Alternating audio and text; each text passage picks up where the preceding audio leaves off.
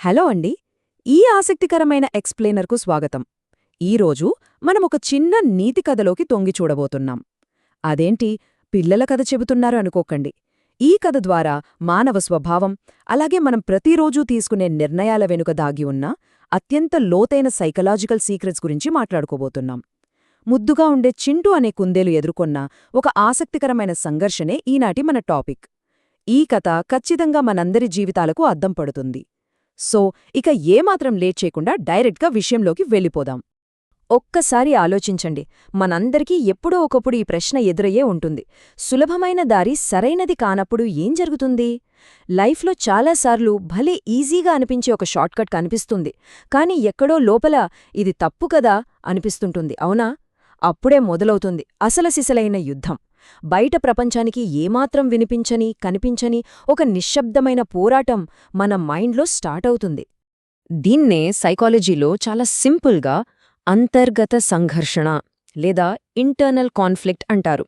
అంటే ఒకవైపు ఏదైనా కావాలనే బలమైన కోరిక, మరోవైపు అలా చేయడం తప్పు అని చెప్పే మన నైతిక విలువలు.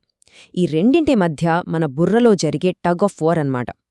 నిజం చెప్పాలంటే మనం బయట శత్రువులతో చేసే పోరాటాల కంటే మనతో మనం చేసుకునే ఈ పోరాటమే ఎంతో కష్టమైనది. దీని గురించి ఇంకాస్త డీప్గా అర్థం చేసుకోవడానికి అడవిలో అందరికీ హెల్ప్ చేసే మన చింటూ కుందేలు స్టోరీని ఒక కేస్ స్టడీగా తీసుకుందాం.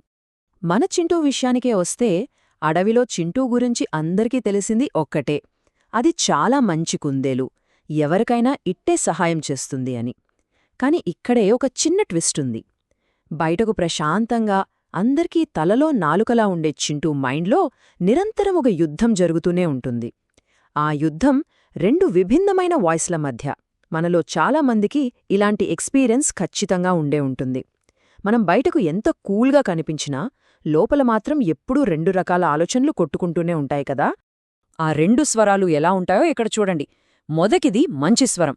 ఇది ఎప్పుడూ చాలా వెచ్చగా, ఒక మంచి టీచర్లాగా అందరికీ హెల్ప్ చెయ్యి, నిజాయితీగా ఉండు అని చెబుతుంటుంది. కాని దానికి పోటీగా ఉండే రెండోది, అదేనండి చెడు స్వరం. ఇది చాలా తెలివిగా, భలే అట్రాక్టివ్గా మాట్లాడుతుంది. ఊరికే దొరికేదాన్ని వదులుకోకు, నీకు లాభం ఉందో లేదో మాత్రమే చూసుకో అని తెగ టెంప్ట్ చేస్తుంటుంది. ఇది వింటుంటే చింటూ కథలా లేదు కదూ, అచ్చం మన బుర్రలో రోజూ జరిగే ముచ్చటలాగే ఉంది. అయితే ఒకరోజు చింటూ నది ఒడ్డున అలా రిలాక్స్డ్గా తిరుగుతూ ఉండగా సడన్గా ఒక జాక్పాట్ తగిలింది. చుట్టుపక్కల ఎవ్వరూ లేరు, కాని అక్కడ ఒక బుట్ట నిండా ఫ్రెష్గా నూరూరించే క్యారెట్లు కనిపించాయి. ఎవ్వరూ చూడని టైంలో, ఏ కష్టం లేకుండా మనకు ఏదైనా భారీ లాభం కళ్లముందు కనిపిస్తే మనమెలా రియాక్ట్ అవుతాం? ఎగ్జాక్ట్గా చింటూకి కూడా ఇప్పుడదే సిచ్యువేషన్ ఎదురైంది. ఇదొక యూనివర్సల్ టెంప్టేషన్ అని చెప్పొచ్చు. ఆ క్యారెట్లో బుట్టను చూడగానే ఇంకేముంది, మైండ్లో అలారం మోగింది. చెడు స్వరం వెంటనే యాక్టివేట్ అయిపోయి, వావ్, ఇవన్నీ నీకే, ఇక్కడెవ్వరూ లేరు, సైలెంట్గా పట్టుకెళ్ళిపో అని ఓదరగొట్టేసింది. చూడండి, అది ఎంత లాజికల్గా, ఎంత ఈజీగా టెంప్ట్ చేస్తోందో. కాని వెంటనే మంచి స్వరం ఎంటరయ్యి, హేయ్ ఆగు, ఇవి నీవి కావు, ఎవరో పాపం, వీటిని తీసుకోవటం కరెక్ట్ కాదు అని గట్టిగా వార్నింగ్ ఇచ్చింది. ఉచితంగా దొరికినగాన్ని నొక్కేయాలనే కోరికకు, ఇది తప్పు అని చెప్పే మనసాక్షికి మధ్య అసరైన ఫైట్ ఇక్కడే మొదలైంది.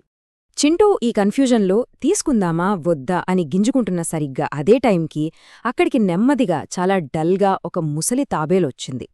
నిజానికి ఈ తాబేలు ఎంట్రీ ఈ స్టోరీలో ఒక పెద్ద క్యాటలిస్ట్ లాంటిది. అప్పటివరకు కేవలం తీసుకుందామా వద్దా అని ఒక చిన్న ఆలోచనల పోరాటంగా ఉన్న సిచ్యువేషన్ ఈ తాబేలు రాకతో ఏకంగా ఒక ప్రాక్టికల్ నైతిక పరీక్షగా మారిపోయింది. ఆ వృద్ధ తాబేలు అక్కడికి రాగానే ఎంతో బాధగా ఇలా అంది, అయ్యో, నా క్యారెట్ల బుట్ట ఎక్కడో పోయింది. ఈ వారం మొత్తం నేను బతకడానికి ఉన్న ఒకే ఒక్క ఆధారం అదే. బూమ్! ఈ ఒక్క డైలాగ్తో సీన్ మొత్తం మారిపోయింది. అప్పటివరకు ఏదో ఫ్రీగా దొరికిన ఫుడ్ అనుకున్నది కాస్త ఇప్పుడు మరొకరి ప్రాణాలతో ముడిపడి ఉన్న విషయంగా మారిపోయింది. మన నిర్ణయాలు పక్కవారి జీవితాలను ఎంత తీవ్రంగా ప్రభావితం చేస్తాయో ఇక్కడ క్లియర్గా అర్థమవుతోంది. ఇప్పుడు ఆ డెసిజన్ తీసుకునే టైంని ఒక మైక్రో లెవెల్లో ఎనలైజ్ చేద్దాం. ఇది చాలా ఇంట్రెస్టింగ్గా ఉంటుంది. మొదటి సెకను ఆ తాబేలు బాధ చూడగానే చింటూకి ఎంపతి ఫీలింగ్ కలిగింది. రెండవ సెకను మన చెడు స్వరం అలర్ట్ అయ్యి సైలెంట్గా ఉండు, లేకపోతే నీ ఫుడ్ గోవిందా అని భయపెట్టింది. 3వ సెకను దాన్ని డామినేట్ చేస్తూ మంచి స్వరం నిజం చెప్పు, హెల్ప్ చెయ్యాలి అని కమాండ్ చేసింది. ఇక 4వ సెకను ఆ తీవ్రమైన మెంటల్ ప్రెషర్ పీక్ స్టేజ్కి చేరుకుని ఫైనల్ నిర్ణయం తీసుకోబడింది. ఇదొక mind blowing process. Finally Chintu ఆ భారీ టెంప్టేషన్ని జయించింది. సైలెంట్గా ఉండిపోయి ఫ్రీగా దొరికిన క్యారెట్లను ఆరగించాలనే టెంప్టేషన్ని పక్కన పెట్టి నిజం చెప్పడమే కరెక్ట్ అని డిసైడ్ అయింది. ఏమాత్రం ఆలోచించకుండా తాతయ్య, ఇదిగోండి మీ బుట్ట ఇక్కడే ఉంది అని చెప్పేసింది.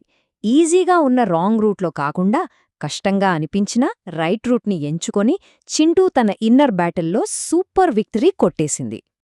అలా కష్టమైన మార్గాన్ని ఎంచుకున్నందుకు దక్కిన రివార్డేంటో తెలుసా? థ్యాంక్ యూ సో మచ్ బిడ్డా, నీ నిజాయితీ నన్ను బతికించింది అంటూ ఆ ముసలి తాబేలు ఆనందభాష్పాలతో చెప్పిన మాటలే. ఒక వస్తువును దొంగతనంగా స్వంతం చేసుకుంటే వచ్చే కిక్కంటే మనం చేసే ఒక చిన్న సాయం వల్ల ఎదుటివారి ముఖంలో చూసే ఈ ఆనందం, ఈ ఎమోషనల్ సాటిస్ఫాక్షన్, దీనికి వెలకట్టలేం కదా. దీని తర్వాత జరిగిన అసలైన మ్యాజిక్ ఇంకోటుంది. అదే ప్రశాంతత.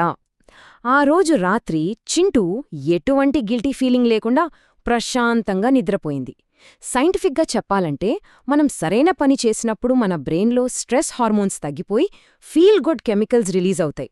తప్పు చేసినప్పుడు మనసులో ఉండే భయం మన నిద్రను పాడు చేస్తుంది. కాని నిజాయితీగా ఉన్నప్పుడు వచ్చే ఆ ప్రశాంతతకు ఏదీ సాటిరాదు అని ఈ స్టోరీ పర్ఫెక్ట్గా ప్రూవ్ చేస్తుంది. ఇక్కడ మరొక సైకలాజికల్ ఫ్యాక్ట్ ఏంటంటే, ఒకసారి ఈ కష్టమైన సరైన నిర్ణయం తీసుకున్నాక చింటూ బ్రెయిన్ వైరింగ్ కొద్దిగా మారిపోయింది. మనసులోని మంచి స్వరం మునుపటికంటే చాలా బలంగా తయారైంది. అదే టైంలో ఆ చెడు స్వరం బాగా వీక్ అయిపోయింది. ఇది అచ్చం మనం జిమ్కి వెళ్ళి మజిల్స్ బిల్డ్ చేసినట్టే. మనం ప్రతిసారి ఒక రైట్ చాయిస్ తీసుకున్నప్పుడు మనలోని పాజిటివిటీ బలపడుతుంది, నెగిటివ్ ఆలోచనలు శక్తిని కోల్పోతాయి. సో ఈ మొత్తం విశ్లేషణ నుంచి మనం ఫైనల్గా గ్రహించాల్సిన విషయాలేంటి? పాయింట్ 1, మన లైఫ్లో అతిపెద్ద యుద్ధాలు మనం బయట ప్రపంచంతో కాదు, మన బుర్రలోనే చేస్తాం. పాయింట్ 2, నిజాయితీ అనేది ఒక పాతకాలపు నైతిక సూత్రం కాదు, అది మనకు పీస్ ఆఫ్ మైండ్ ఇచ్చే ఒక బెస్ట్ లైఫ్ హ్యాక్.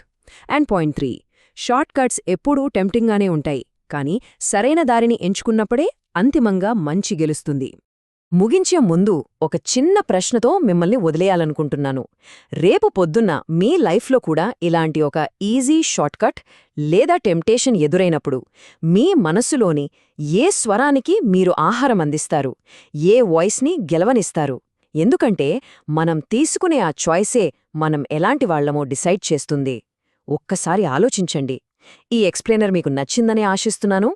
మళ్ళీ మరో ఇంట్రెస్టింగ్ టాపిక్తో కలుద్దాం. అప్పటి వరకు టేక్ కేర్.